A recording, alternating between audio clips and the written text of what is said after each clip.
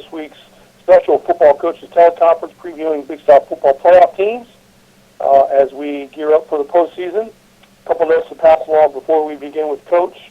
This is the third time in the league's 6-year AQ history that the conference is sending 2 teams to the FCS Playoffs in the same year. Charleston Southern received the number 8 seed for the second year in a row. The Big South has a first-round bye. Last year, Coastal was the first recipient of a top 8 seed and received the bye a year ago. Now this year, Charleston is the recipient of that honor.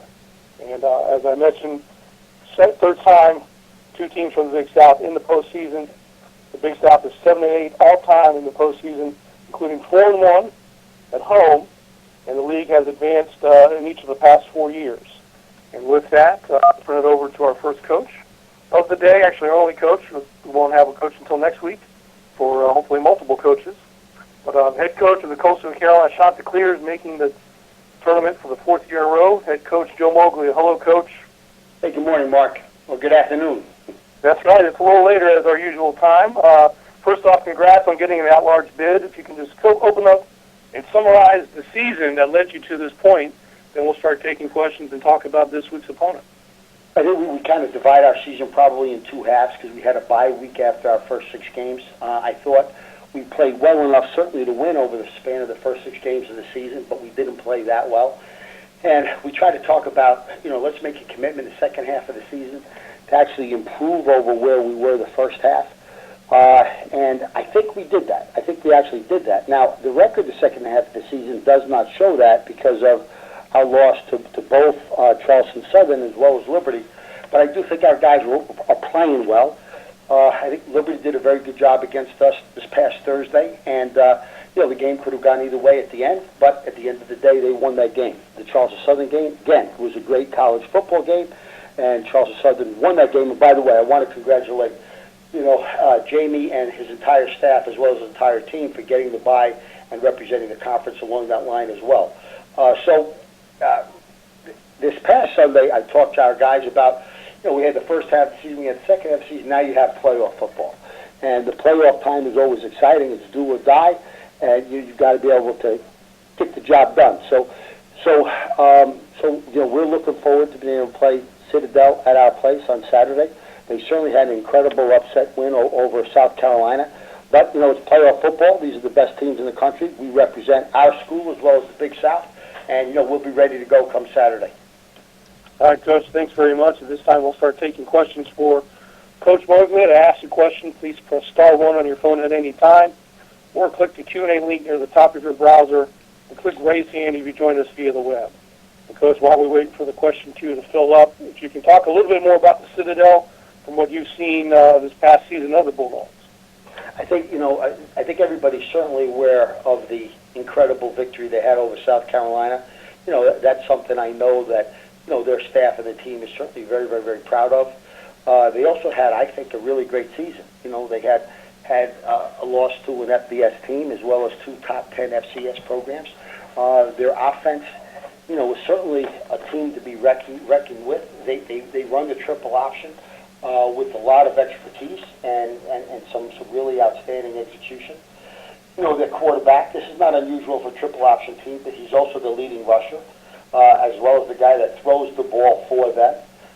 He's scored 11 touchdowns himself. He's a little over 50% as far as passing the ball, and they'll pass the ball when they think you are cheating to be able to stop the run. But they want to be able to be effective running the game and take advantage if you're not being disciplined with regards to covering receiver threats. They've got 6 running backs who in aggregate average 6 yards a carry. That's pretty incredible.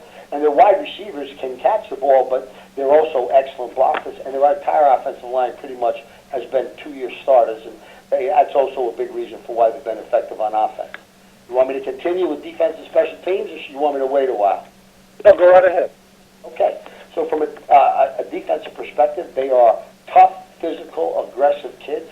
They rank 37 in the country in total defense, 30th in the country in scoring defense. Jeter has had 11. One of the defensive linemen has had 11 tackles for losses as well as 8 sacks. He's certainly a player to be reckoned with.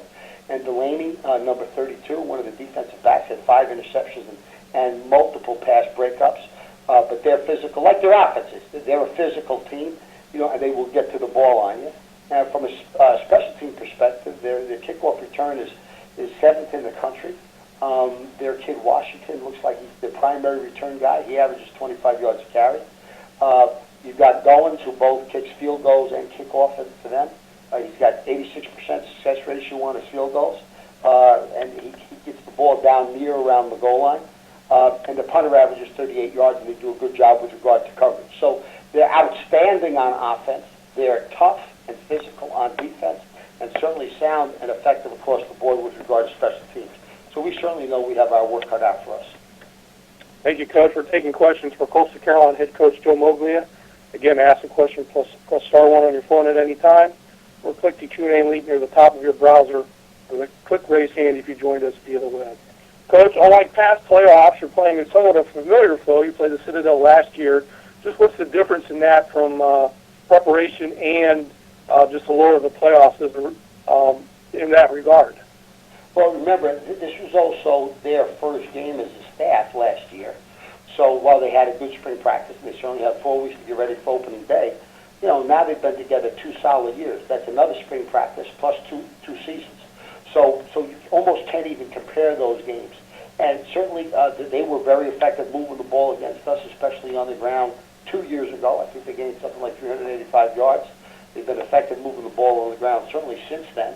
I think in preparing for them this year, it's the end of the season now. I mean, we have an idea. Certainly at this point of the year, not too many teams are going to make significant changes. We don't expect that of them. I'm sure they don't expect that of us. But they are bigger, faster, tougher, and they're far more experienced now, 25 games or so later, than where they were 2 years ago. So it almost, we looked at last year's game, but there's much more focus in terms of what they're doing this year. And you mentioned their big win against South Carolina, and just the kind of the differences in the end of the game or the end of the season games. Of just they were playing for a playoff spot, ended up getting in, and if there's anything that you may have seen that you hadn't seen all year, or is this just another byproduct of how well they play? No, I think it's a byproduct of how well they played. I think they had a lot to play for, and that was the way they played. And I think physically they took it to South Carolina. I think they outcoached South Carolina that day. And offensively, defensively, special teams, I thought they did really an outstanding job against them. Now, the game's close enough. The game can always go either way when it's close enough. But Citadel outplayed South Carolina last Saturday. And earlier this year when we talked about playing the types of offenses that the Citadel runs, you had mentioned, I believe it was going into either Kennesaw State, that you practiced against option offenses. Have you been able to do that since that game, or did you kind of put that on the shelf not knowing who your postseason opponent would have been? Well, I think we played Kennesaw the week before we played Liberty. And remember, Liberty was a Thursday night game. So we did not have time. Usually every Sunday we spend 10, maybe 15 minutes working on option. We didn't do that a week ago Sunday because we only had a really short week to get ready for Liberty. But certainly by Sunday afternoon, we knew who we were playing. We did practice on Sunday, and we've been working on the offense since then. But we haven't worked on it since Kennesaw State. But that was only a couple weeks ago. Gotcha. And with this being the holiday week, you did have the extra days after the Thursday game. Just what's been the practice schedule, and obviously with Thanksgiving coming up in a couple of days, what's the schedule heading into Saturday's contest? Well, after the Thursday night game, I didn't want our kids feeling sorry for themselves because we lost the game, and they still had their responsibilities. They had classes and everything on Friday, and while we got in pretty late Thursday evening, Friday morning, we expected all of our guys to be up, going to class, going to study hall, doing what they need to do. So since they were up anyway, we had our normal routine Friday afternoon. Instead of walk-through meetings, we wound up literally going through the Liberty game because we wanted to put that to bed. Then everybody had Saturday off. We came in. We were at the selection show. We found out who we were going to play, and then we had our kids do a little bit of a workout. Then they came back Sunday afternoon for both a practice as well as some meeting times. And Coach, my final question, you kind of mentioned it a little earlier in your opening remarks, but fourth straight year you've made the playoffs how different are the expectations of your squad from preparing for a postseason game than what it normally is if it's your first time? You know what, Mark? It's an accomplishment, but you're still getting ready for a game. And, while it's a more important game, clearly a game in the playoffs is more important than a regular game, than a normal game during the regular season. But if you don't win those games during the season, you don't even get to the playoffs. So I think most coaches, people might look at this a little differently, but I would think most coaches recognize that while one game might be more important than another game, you still got to come each week kind of ready to go and ready to play. So I think for us and for Coastal, and I would hope for the Big South, having gotten to the playoffs for 4 times in a row is something that, we know that's an accomplishment, and that's something we're really very proud of. But if you go back to our very, very first playoff game 4 years ago against Bethune-Cookman and getting ready for this game against the Citadel, 4 years later, our preparation is pretty much, and our perspective and our approach is pretty much the exact same way. Very good. Well, Coach, there are no more questions for you for today. Well, you had great questions for me, Mark. And remember, it's Thanksgiving week, and I wouldn't be surprised if people are kind of getting a little bit of a break this week. But you and I aren't. Well, as you said earlier, everyone's got to prepare for game week, so we'll leave it at that. However, I want to wish you a happy Thanksgiving to you and the staff and all the team. I appreciate you joining us this morning for a few minutes, and good luck, and we'll see you on Saturday. And the same to you, Mark. Thank you very much. All right. That will conclude our brief time with Coach Moglia. We will have a recording available on BigSouthSports.com later this afternoon. Thanks for joining us. Have a great holiday, and we'll talk to everyone next week, hopefully 2 coaches.